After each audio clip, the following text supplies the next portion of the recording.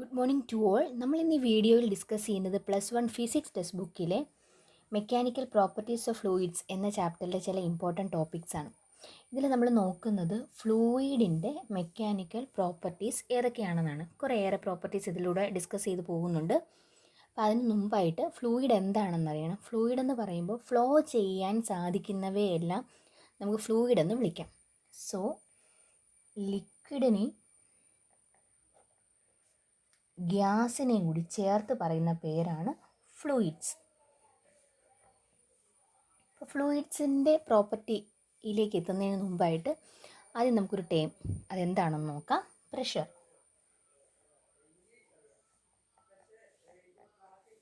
അപ്പോൾ പ്രഷർ എന്താണെന്ന് നമുക്ക് നോക്കാം.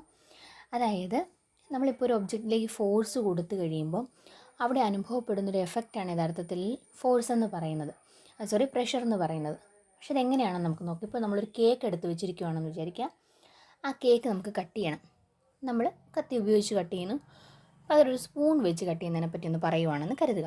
അതായത് ഒരു കേക്ക് എടുത്തിട്ട് നമ്മളൊരു സ്പൂൺ ഇങ്ങനെ വെച്ച് കട്ട് ചെയ്യുകയും സ്പൂൺ ഉപയോഗിച്ച് സ്പൂൺ ഇങ്ങനെ പിടിച്ചുകൊണ്ട് കട്ട് ചെയ്യുക, ഒരു കേസ്.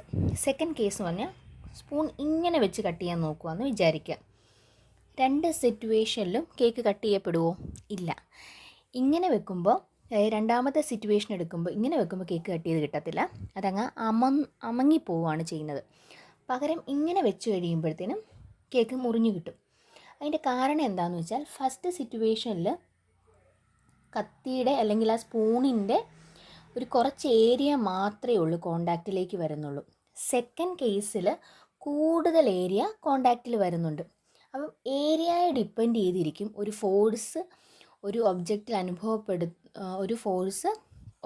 അനുഭവപ്പെടുന്നത് എങ്ങനെയാണ് എന്നുള്ളത്. ഏരിയ കുറയുന്നതനുസരിച്ച് ആ ഫോഴ്സ് കാരണമുള്ള എഫക്റ്റ് കൂടി നിൽക്കും. എന്നാൽ ഏരിയ കൂടുതലാണെങ്കിൽ ആ ഫോഴ്സ് കാരണമുള്ള എഫക്റ്റ് കുറഞ്ഞു നിൽക്കും. അങ്ങനെയാണെങ്കിൽ യൂണിറ്റ് ഏരിയയിൽ അനുഭവപ്പെടുന്ന ഫോഴ്സിനെയാണ് നമ്മൾ എന്തെന്ന് വിളിക്കുന്നത്? പ്രഷർ എന്ന് വിളിക്കുന്നത്. So pressure is equal to, denote ചെയ്യുന്ന ലെറ്റർ പി ആണ്, is equal to force by area എന്ന് പറയാം. ഫസ്റ്റ് കേസിൽ സ്പൂൺ ചെരിച്ചു പിടിക്കുമ്പോഴത്തേനും മുറിയുന്നതിന് കാരണം അവിടെ ഏരിയ ഓഫ് കോണ്ടാക്റ്റ് വളരെ കുറവായതുകൊണ്ട് തന്നെ പ്രഷർ കൂടി നിൽക്കും. സെക്കൻഡ് കേസിൽ പ്രഷർ കൂടി നിൽക്കും, കൂടുതൽ ഫോഴ്സ് അനുഭവപ്പെടുന്നു, അപ്പോൾ പെട്ടെന്ന് മുറിയുന്നു. സെക്കൻഡ് കേസ് വന്നു കഴിയുമ്പോഴത്തേന് സ്പൂൺ ചെരിച്ചു പിടിച്ച് കഴിയുമ്പോൾ അല്ല നിവർത്തി പിടിച്ച് കഴിയുമ്പോൾ ആ കോൺവെക്സ് ആയിട്ടുള്ള സർഫസാണ് കോണ്ടാക്റ്റിൽ വരുന്നത്. അപ്പോൾ ഏരിയ ഓഫ് കോണ്ടാക്റ്റ് കൂടുമ്പോൾ പ്രഷർ കുറഞ്ഞു പോകും. ഇനി ഇപ്പോൾ പ്രഷർ എന്ന് പറയുന്നത് യൂണിറ്റ് ഏരിയയിൽ അനുഭവപ്പെടുന്ന ഫോഴ്സിനെയാണ് നമ്മൾ പ്രഷർ എന്ന് വിളിച്ചിരിക്കുന്നത്. പ്രഷറിൻ്റെ യൂണിറ്റ് എന്തായിരിക്കും? ഫോഴ്സിൻ്റെ യൂണിറ്റ് ന്യൂട്ടൺ ആണ്. ന്യൂട്ടൺ ഡിവൈഡഡ് ബൈ ഏരിയയുടെ unit metre square, newton per metre square എന്ന് പറയാം.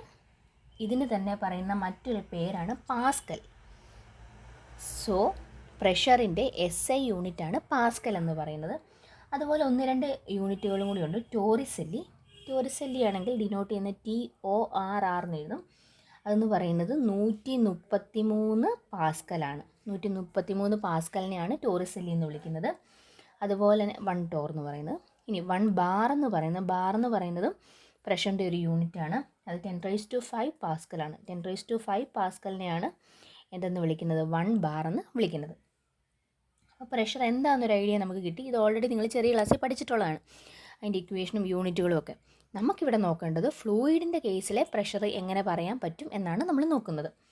സോ അതിനുവേണ്ടി നമ്മൾ ആദ്യം നോക്കുന്നത്, ഒരു ഫ്ലൂയിഡ് ഒരു ബീക്കറിനുള്ളിൽ നമ്മളിപ്പോൾ ഒരു വെള്ളം എടുത്ത് വെച്ചിരിക്കുവാണെന്ന് കരുതുക. ഒരു ബീക്കറിനുള്ളിൽ ഇവിടം വരെ വെള്ളമുണ്ട്. അങ്ങനെ വെള്ളമുണ്ട്.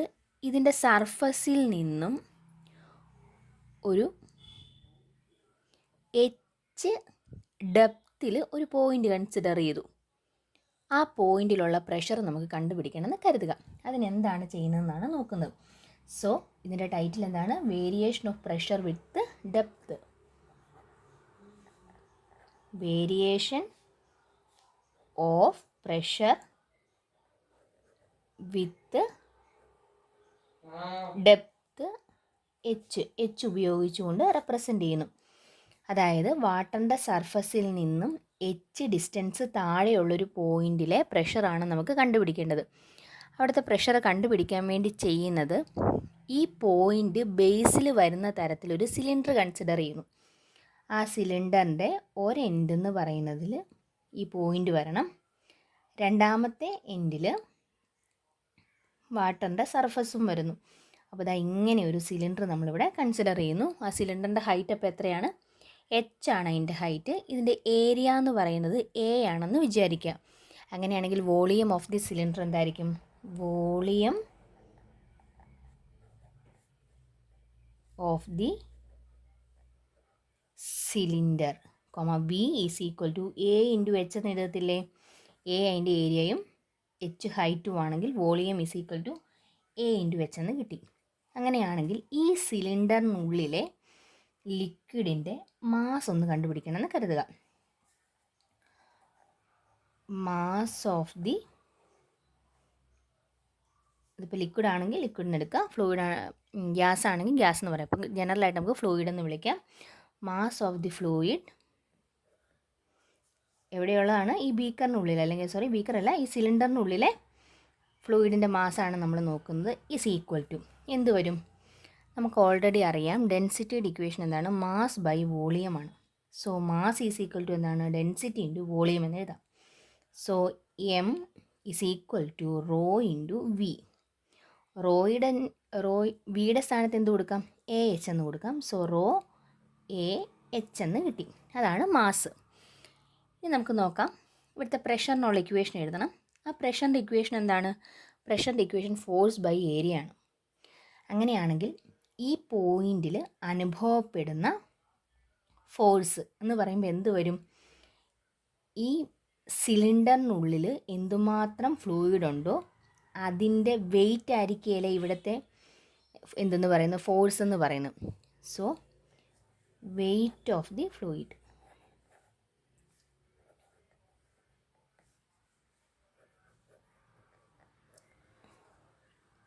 W ഈസ് ഈക്വൽ ടു, വെയിറ്റിൻ്റെ ഇക്വേഷൻ എന്താണ്? Mass into acceleration due to gravity ആണ്. അങ്ങനെയാണ് എന്ത് വന്നു? എമ്മിൻ്റെ സ്ഥാനത്ത് റോ എ എച്ച് എന്ന് കൊടുക്കാം ഇൻറ്റു ജി എന്ന് കിട്ടി. അതാണ് വെയിറ്റ്. ആ വെയിറ്റ് തന്നെയാണ് എന്തെന്ന് പറയുന്നത്? പ്രഷറിൻ്റെ ഇക്വേഷനകത്തുള്ള ഫോഴ്സ് എന്ന് പറയുന്നത്. So is equal to force എന്ന് കൊടുക്കാമല്ലോ. ഇനി പ്രഷറിനുള്ള ഇക്വേഷൻ എഴുതുക. Pressure P is equal to force by area. ഫോഴ്സിൻ്റെ സ്ഥാനത്ത് എന്ത് വന്നു? വെയിറ്റ് വന്നു. Weight by area. Rho H G divided by A. ഇത് രണ്ടും കൂടെ കട്ട് ചെയ്ത് പോയിട്ട് എച്ച് റോ ജി എന്ന് കിട്ടി. പ്രഷറിനുള്ള ഇക്വേഷനാണ് എച്ച് റോ ജി എന്ന് പറഞ്ഞിരിക്കുന്നത്. ഇനി ഇത് മാത്രമാണോ ഉള്ളത്? ഇത് മാത്രമല്ല ഉള്ളത്. കാരണം എന്താണ്? ഈ പോയിന്റിൽ ഇതിൻ്റെ മുകളിലുള്ള ലിക്വിഡ് കൊടുക്കുന്ന ഫോഴ്സും ഉണ്ട്, അതിൻ്റെ കൂടെ എന്തുകൂടെയുണ്ട്? അറ്റ്മോസ്ഫിയർ ഓഫർ ചെയ്യുന്ന ഫോഴ്സും ഉണ്ട്. സോ ഈ സിലിണ്ടറിനുള്ളിലെ ഫ്ലൂയിഡിൻ്റെ പ്രഷർ പ്ലസ് എന്തുകൂടെ വരും? അറ്റ്മോസ്ഫിയറിക് പ്രഷറിനും കൂടി വരും. So total pressure is equal to എന്ത് കിട്ടും? Total pressure is equal to, അറ്റ്മോസ്ഫിയറിക് പ്രഷറിനെ പി എ എന്ന് കൊടുത്തു, P A plus H rho G. ഇതാണ് ഇക്വേഷൻ. പി എ എന്ന് പറയുന്നത് എന്താണ്? പി എ എന്ന് പറയുന്നത് atmospheric പ്രഷറാണ്.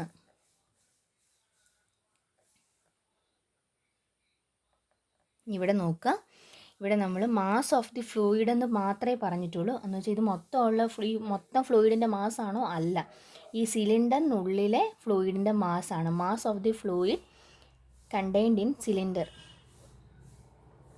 Contained in the cylinder. അത് ഓർത്തിരിക്കുക. അത് നമ്മൾ എഴുതിയപ്പോഴത്തേനും എഴുതാൻ മറന്നു പോയതാണ്. ഇവിടെ അതുപോലെ തന്നെയാണ് weight of the fluid in the സിലിണ്ടറാണ് ഈ എഴുതിയിരിക്കുന്നത് കേട്ടോ. അപ്പോൾ ഇത്രയും വരെ കിട്ടി. അപ്പോൾ ഇവിടെ നോക്കിക്കേ, ഈ ടോട്ടൽ പ്രഷറിൻ്റെ ഇക്വേഷനകത്ത് അറ്റ്മോസ്ഫിയറിക് പ്രഷറും പ്ലസ് എച്ച് റോ ജി ആണ് വന്നിരിക്കുന്നത്. അതായത് ഈ ബീക്കർ ഏത് ഷേപ്പിലിരുന്നാലോ അല്ലെങ്കിൽ ഏത് സൈസിലിരുന്നാലോ അതൊന്നും പ്രഷറിനെ ഡിപ്പെൻഡ് ചെയ്യുന്നില്ല. പ്രഷറിനെ എന്ത് മാത്രമേ ഡിപ്പെൻഡ് ചെയ്യുന്നുള്ളൂ? ഹൈറ്റ് മാത്രമേ ഡിപ്പെൻഡ് ചെയ്യുന്നുള്ളൂ. ഹൈറ്റ് എന്ന് വെച്ച് കഴിഞ്ഞാൽ ഇവിടെ ഉദ്ദേശിച്ചിരിക്കുന്നത് എന്താണ്?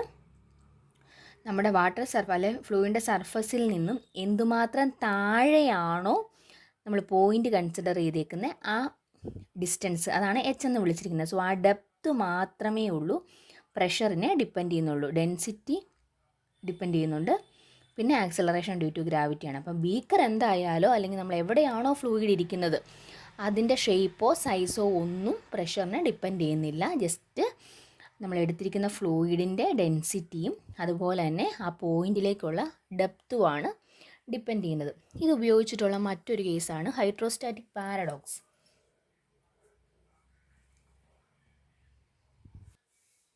ഹൈഡ്രോസ്റ്റാറ്റിക് പാരഡോക്സ് എന്താണെന്ന് നമുക്ക് നോക്കാം. ഹൈഡ്രോസ്റ്റാറ്റിക്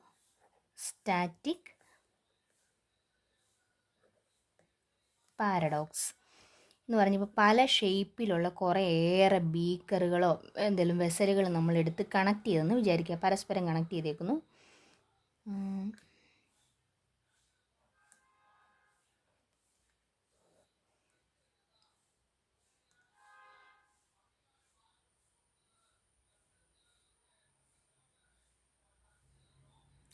ഇങ്ങനെ ഒരു ബീക്കർ, ഇത് 1 2, ഇതൊരു ബീക്കർ, ഇതൊരു ബീക്കർ, ഇത് രണ്ടാമത്തെ ബീക്കർ,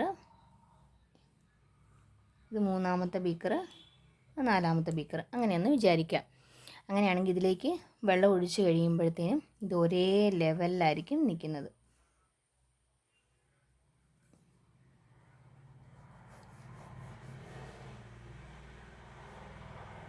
സോ ബീക്കറിൻ്റെ ഷേപ്പ് എങ്ങനെ പല പല ഷേപ്പിലുള്ള ബീക്കറുകളാണ്, പക്ഷേ വെള്ളം ഒഴിച്ചപ്പോൾ എന്ത് വന്നു? ഒരേ ലെവലിൽ തന്നെ നിന്നു. കാരണം എന്താ? അതിൻ്റെ എല്ലാം പ്രഷർ സെയിം ഹൈറ്റാണ്, പ്രഷർ സെയിം ആയിട്ട് തന്നെ നിൽക്കും. സെയിം ഹൈറ്റിൽ ഈ ബീക്കറിൻ്റെ ഷേപ്പ് എന്തായാലും അവിടുത്തെ പ്രഷർ സെയിം ആയിട്ടാണ് നിൽക്കുന്നത്. അതിനെയാണ് ഹൈഡ്രോസ്റ്റാറ്റിക് പാരഡോക്സ് എന്ന് വിളിക്കുന്നത്. ഇനി ഇവിടെ ഒരു ചെറിയൊരു കാര്യം കൂടെ പറയാനുണ്ടായത്. നമ്മളിവിടെ ടോട്ടൽ പ്രഷർ പറഞ്ഞപ്പോഴത്തേനും എന്ത് വന്നു? ഒരു PA + H ρg എന്നല്ലേ വന്നേ? ഈ ടോട്ടൽ പ്രഷർ എന്നുള്ളതിന് നമ്മൾ P എന്ന് കൊടുത്തു കഴിഞ്ഞാൽ P - PA = എന്തെന്ന് എഴുതാം? H ρg എന്ന് എഴുതത്തില്ലേ? P - PA H ρg എന്ന് വിളിക്കാം. ഈ P - PAക്ക് പറയുന്ന പേരാണ് ഗേജ് പ്രഷർ.